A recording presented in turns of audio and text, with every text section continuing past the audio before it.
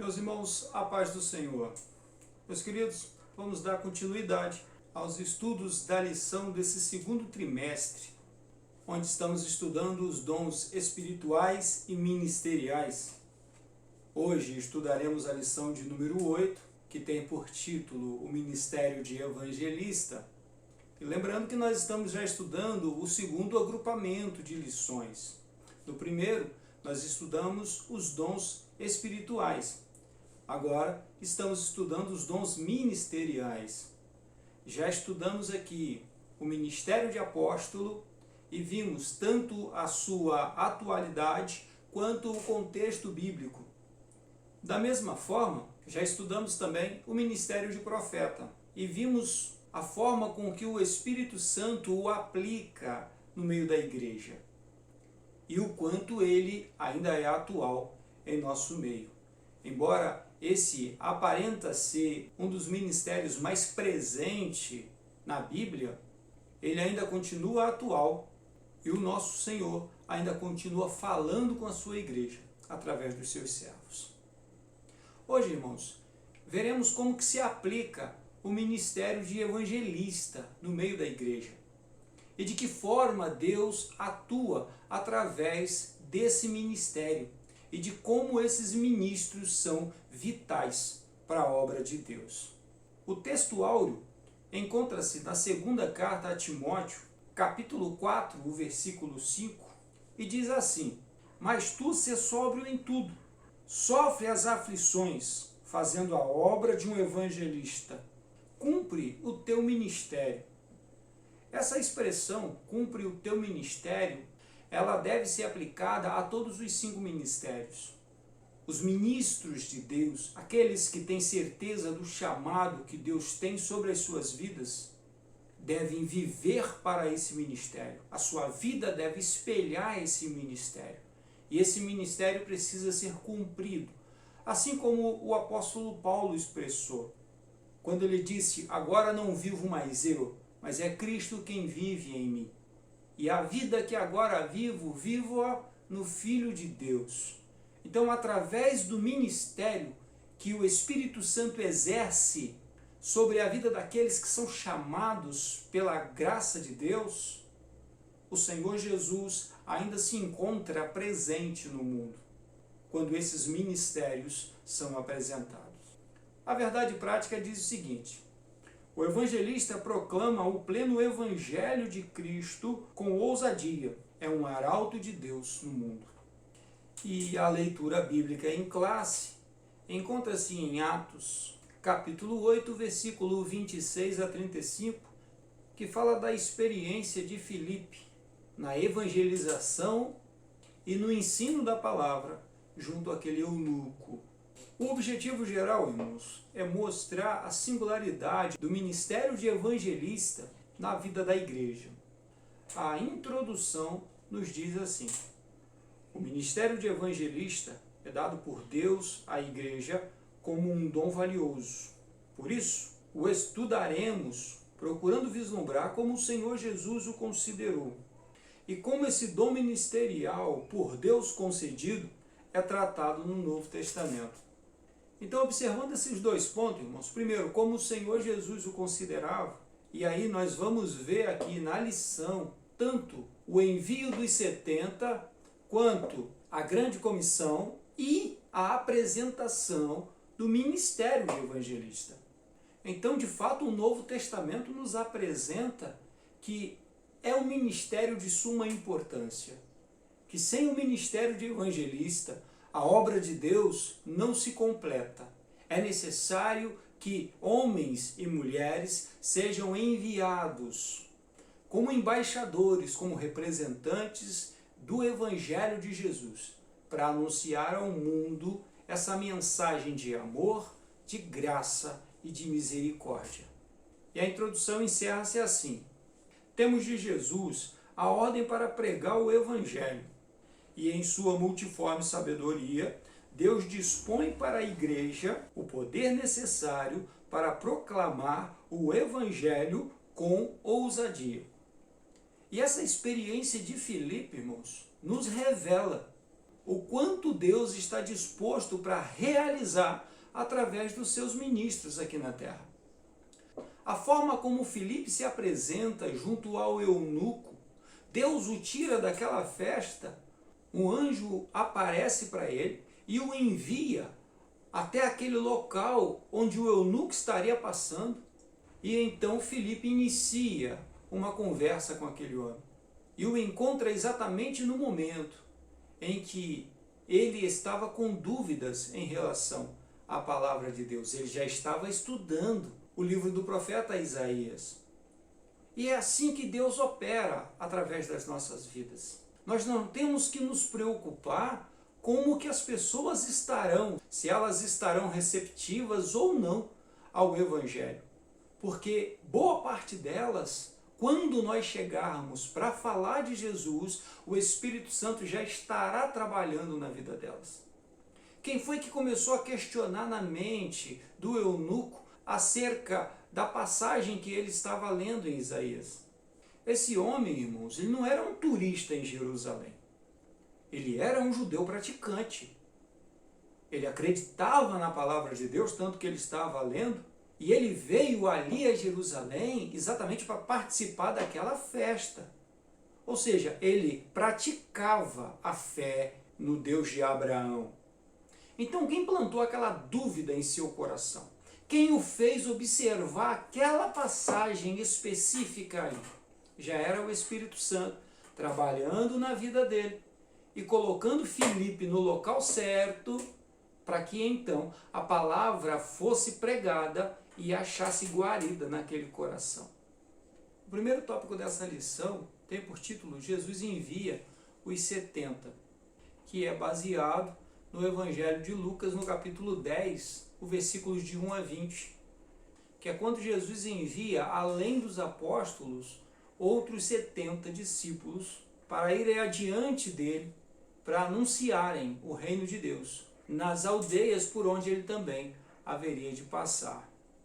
O primeiro ponto, irmãos, diz que são poucos os que anunciam. E o comentário nos diz assim: quando Jesus enviou os 70 para anunciar as boas novas do reino de Deus na região da Galiléia, ele asseverou: grande é, em verdade, a seara, mas os obreiros são poucos. São poucos porque, primeiramente, os discípulos não podem proclamar a si mesmos ou uma mensagem própria. Em segundo lugar, porque os discípulos do Senhor são enviados a falar única e exclusivamente de Jesus e do reino de Deus, jamais de si mesmos. Ou seja, irmãos, assim como nós vimos nos outros ministérios, nem todos são chamados para ser profetas, nem todos foram chamados para ser apóstolos, nem todos serão chamados para ser evangelistas. Toda a igreja de Jesus deve proclamar o evangelho, sim, mas no ministério de evangelista, aí são poucas as pessoas que são chamadas para isso. Essa expressão de que são poucos não pode ser usada como desculpa por alguns para justificar a falta do envolvimento das pessoas na evangelização e na proclamação da palavra de Deus aos homens.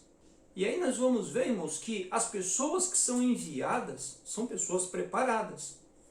Esses 70 aqui, por exemplo, eram pessoas que já estavam com Jesus, que já estavam acompanhando o Senhor Jesus em seu ministério e já estavam aprendendo com ele, tanto que Jesus os envia à frente dele em lugares que depois ele iria passar. Havia um costume naquela época em que antes de uma pessoa de grande importância chegar em determinado lugar, um político, um general, ele enviava à sua frente algum mensageiro para anunciar, para apregoar que ele estava vindo, que aquela celebridade estaria chegando, que aquela pessoa de tamanha importância estaria chegando. E é isso que os 70 vão fazer. De 2 em 2, eles vão anunciar que o reino de Deus já chegou, já estava entre eles. E quando perguntassem para ele, como assim que o reino de Deus já chegou? Então, eles falariam de Jesus. Por isso, o evangelista, ele não fala de si mesmo. A sua vida pouco importa, não tem tanta importância. O importante é anunciar a palavra de Deus, é anunciar a pessoa do nosso Senhor Jesus. Ele é importante. Esta é a mensagem que nós levamos aos homens, que nós proclamamos no mundo. O segundo ponto, irmãos, nos diz que fomos enviados para o meio de lobos. E o comentário nos diz assim: proclamar o evangelho no mundo contrário à mensagem do reino de Deus certamente levaria os arautos de Cristo a serem perseguidos. Os 70 que Jesus enviou seriam rejeitados, perseguidos e até ameaçados de morte. A história da igreja nos mostra que pessoas pagaram com a vida por professar a fé em Cristo. Aqui, irmãos, nós temos a oportunidade de observar segundo a natureza dessas duas figuras que nos são apresentadas nesse texto. A figura da natureza do cordeiro e a figura da natureza do lobo. A natureza do lobo aqui figura essa natureza humana, essa natureza violenta, essa natureza que rejeita aquilo que não compreende, que age com violência quando não compreende. E por isso mata, e por isso persegue, e por isso rejeita. E nós somos alertados de que é isso que o mundo vai fazer conosco. Jesus próprio disse que se nós fôssemos do mundo, o mundo nos receberia, o mundo nos abraçaria. Mas como não somos do mundo, o mundo vai nos rejeitar. E isso, irmãos, é até natural que assim seja. Porque, de fato, nós somos os estranhos nesse mundo. De fato, nós trazemos a mensagem diferente.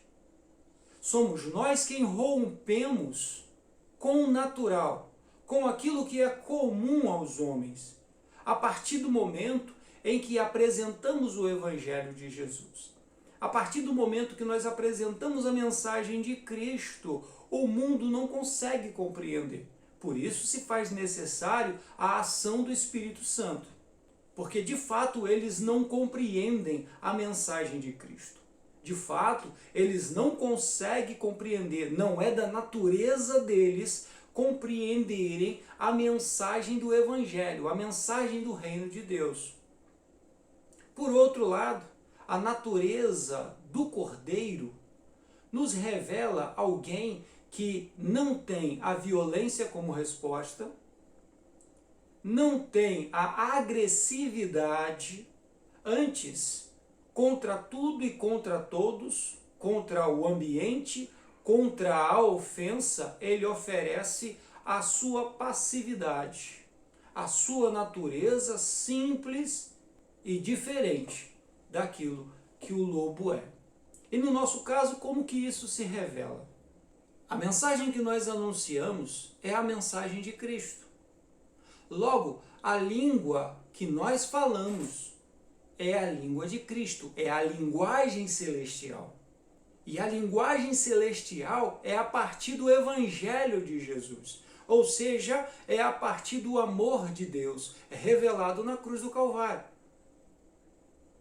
O Evangelho de Jesus é pregado através do amor de Deus. Logo, o mensageiro do Evangelho precisa ter em sua vida, em seu coração, esse amor de Deus. O amor de Deus deve ser apresentado através da vida do mensageiro do Evangelho. Por isso, as duas naturezas são tão diferentes. Porque uma é celestial e a outra é mundana. É segundo a natureza caída, a natureza adâmica. O terceiro ponto, irmãos, diz-nos que os sinais e as maravilhas confirmam a palavra. E o texto nos diz assim: os 70 discípulos receberam poder em nome de Jesus para pregar a mensagem do reino de Deus com graça. Quando voltaram da missão, os evangelistas, maravilhados e surpreendidos, diziam: Senhor, pelo teu nome até os demônios se nos sujeitam. Mas naquele momento, Jesus falou-lhes de uma realidade que eles não compreendiam. Aquele poder era para confirmar a palavra do reino, não a palavra do homem. E compreender isso aqui é de extrema importância. Tem muita gente, irmãos, desiludido com a pregação do Evangelho. Existem muitos frustrados porque acreditavam que, segundo a sua palavra, e a gente vê muitas pessoas se baseando no Velho Testamento para fazer isso, principalmente na fala de Elias, quando Elias proclama que, segundo a sua palavra, não iria chover até que ele voltasse a afirmar outra vez. E aí muitos, hoje, em nome de Jesus, querem agir da mesma forma, e não é assim que funciona. No trabalho da seara, no trabalho da obra de Deus, os sinais, as maravilhas, os prodígios cooperam para a palavra de Deus, para a proclamação da palavra de Deus, para confirmar a palavra de Deus, não o que eu desejo, não a minha vontade, não aquilo que eu afirmo segundo o meu coração. Não, é para confirmar a palavra de Deus. É para confirmar o Evangelho de Jesus. E assim o texto continua. O verdadeiro significado de desfrutar da alegria do Espírito não é primeiramente ver milagres, mas saber que através da exposição do Evangelho de poder, temos os nossos nomes escritos nos céus. E isso, irmãos, nos alegra, porque sabemos que, através desse trabalho, através desse ministério, vidas serão firmadas na presença de Deus e outros nomes serão incluídos nesse rol. Isso deve alegrar-nos também, porque além dos milagres, além do poder revelado, nós estamos levando almas para os céus. Nós estamos apresentando almas para o nosso Deus. No segundo tópico, irmãos, nós vamos estudar sobre a grande comissão.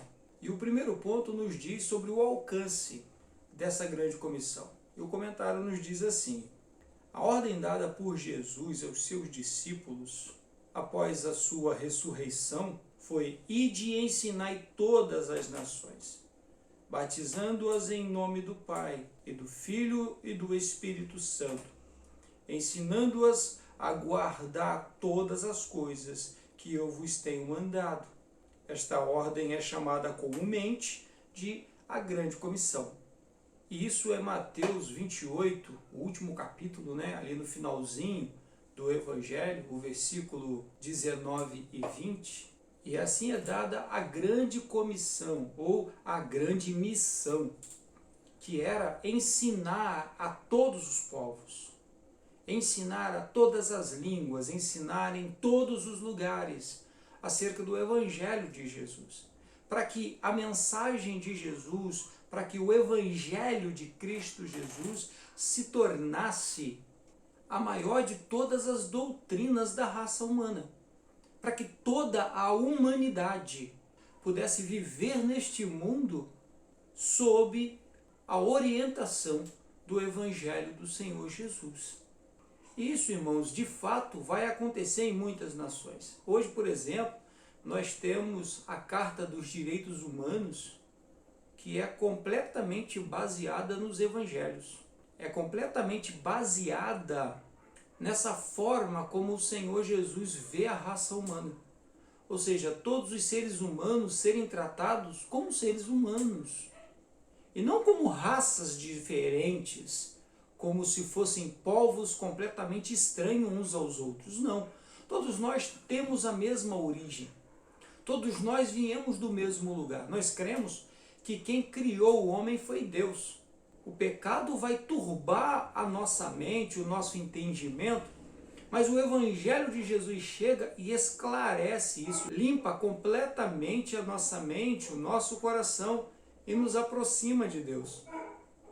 E logo todos nós temos a oportunidade de caminhar segundo o Evangelho de Cristo. Então, mesmo hoje, aqueles que dizem não acreditar em Jesus, aqueles que dizem que não acreditam em Deus, a vida deles são de certa forma guiadas pelo Evangelho de Jesus. O Evangelho de Jesus está em todos os lugares. E eu não estou falando de religiosidade, eu estou falando de visão humana, da forma como o Senhor Jesus vê o ser humano.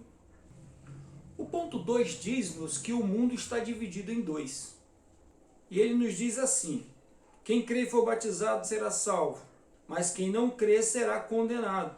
Aqui o Evangelho de Marcos destaca que há dois grupos de pessoas diante da mensagem de Jesus: os que creem e os que não creem. E de fato, irmãos, isso é uma escolha da pessoa. São as pessoas que vão escolher isso. E aqui nós temos a oportunidade de lembrar de duas perspectivas que há sobre a visão do evangelismo. Uma nos ensina que, ao dar a informação para as pessoas acerca de Jesus, acerca do Evangelho, essas pessoas nós já podemos as considerar evangelizadas. A outra visão aponta que alguém só está evangelizado no momento em que essa pessoa responder positivamente ao Evangelho de Jesus.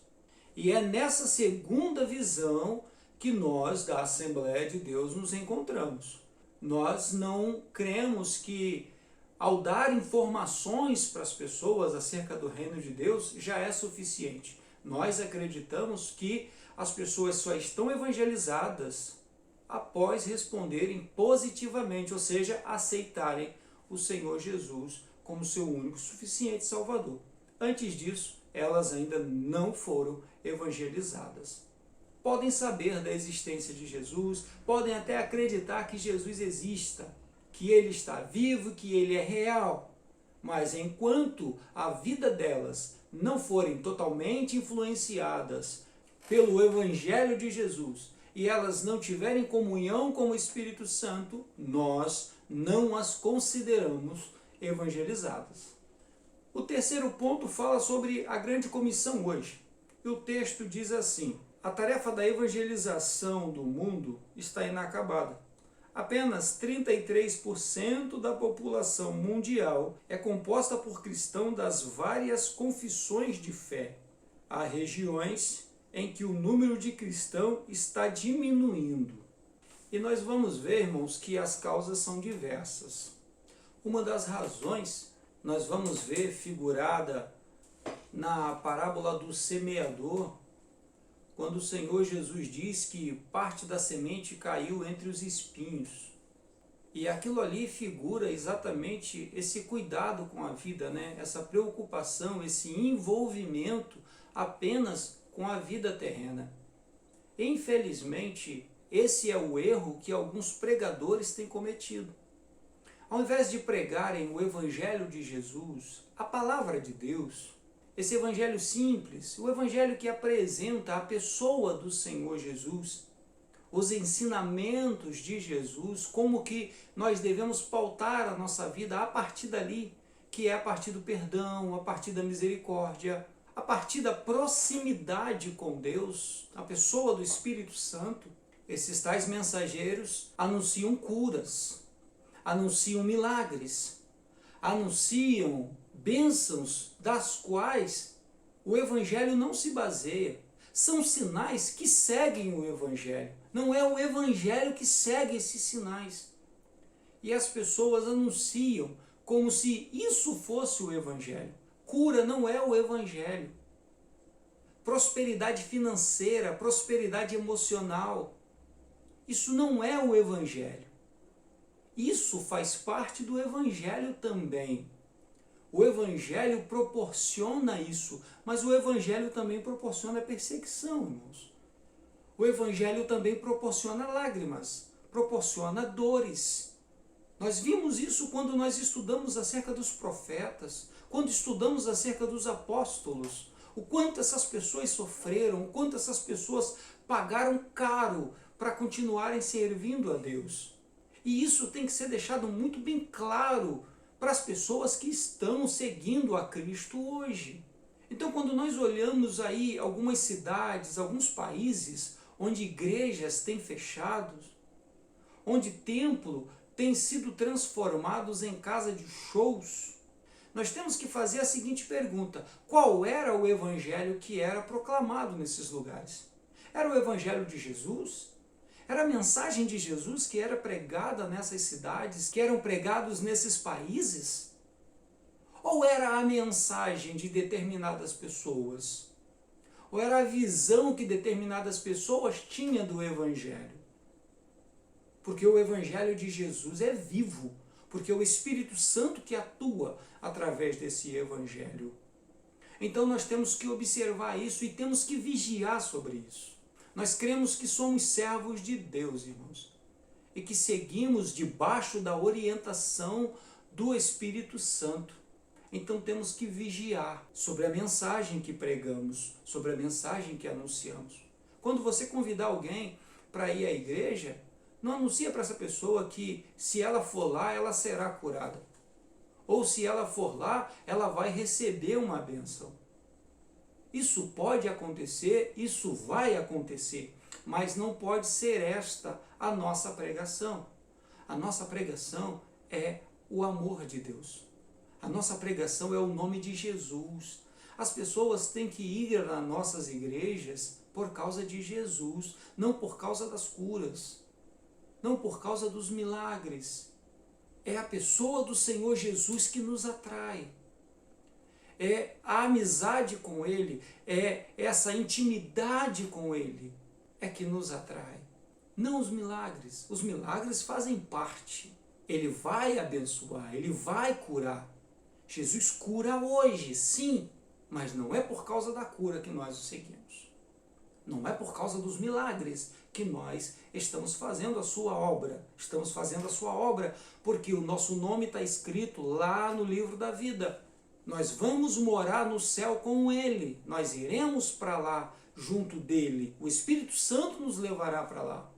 E é por causa disso que nós fazemos a obra dele.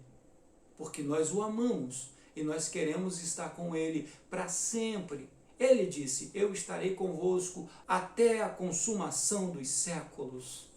E é por isso que nós caminhamos com Ele. Porque Ele hoje é presente sobre as nossas vidas.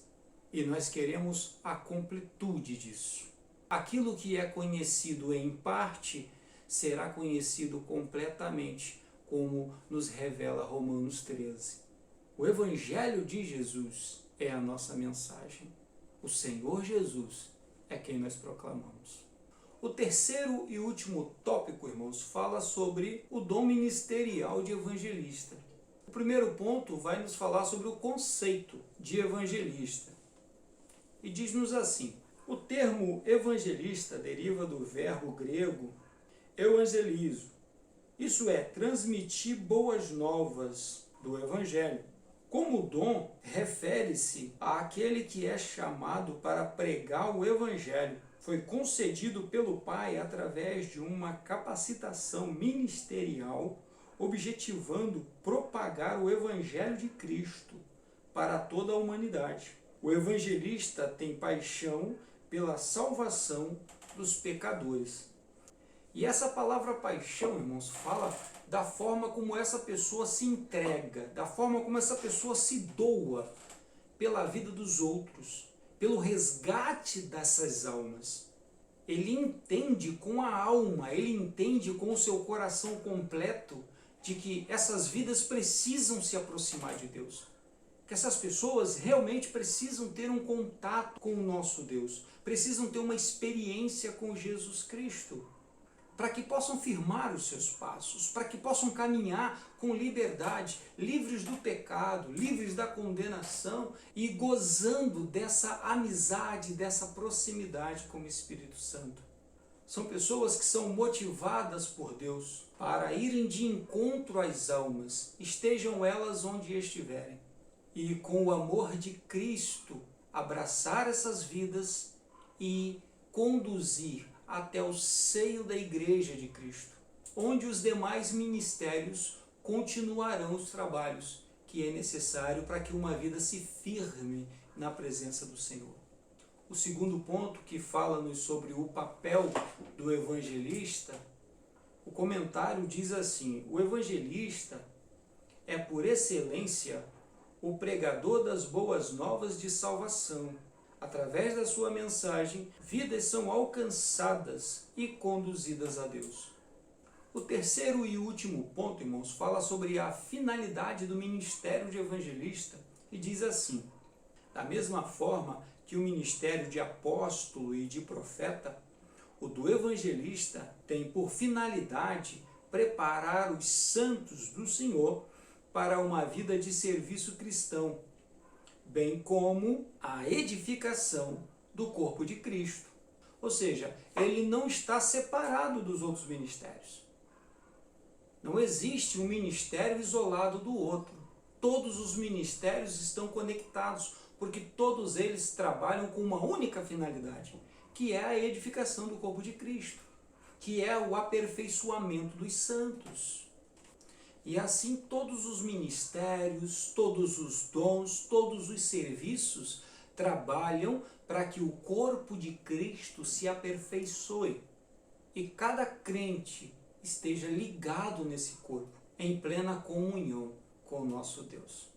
O último parágrafo, irmãos, diz assim: o arauto de Deus precisa ser capaz de responder a seguinte pergunta dirigida ao pecador: entendes o que lês? Por isso, o evangelista precisa ser capaz. Aquele que sai para anunciar o evangelho de Jesus tem que de verdade entender do que se trata o evangelho de Cristo.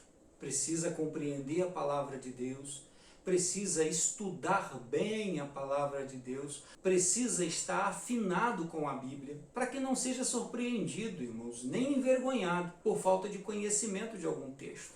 Por isso é importante o estudo da escola bíblica dominical. Por isso é importante o estudo metódico, o estudo sério, que é o que nós fazemos aqui em nosso canal. Todos os dias nós temos vídeos, todos os dias nós estamos conversando, nós estamos debatendo a Bíblia Sagrada a partir da escola dominical. Assim sendo, eu peço que você colabore conosco, nos ajude. Chame outras pessoas para participar conosco, chame outros irmãos, chame os amigos para participar conosco desse estudo da Palavra de Deus. Se ainda não é membro, inscreva-se no canal. Se você gostou, deixe seu like, deixe seu comentário, porque é muito importante para nós, é muito importante para o nosso aperfeiçoamento e para o nosso crescimento. E assim, vamos juntos fazer a obra de Deus. Amém? Que Deus os abençoe, meus irmãos. Que o Senhor Jesus enriqueça as suas vidas com a sua graça e com o seu amor e lhes dê a capacidade de fazer a sua obra segundo o poder e a unção do Espírito Santo. Amém? Que Deus os abençoe. Fiquem todos em paz.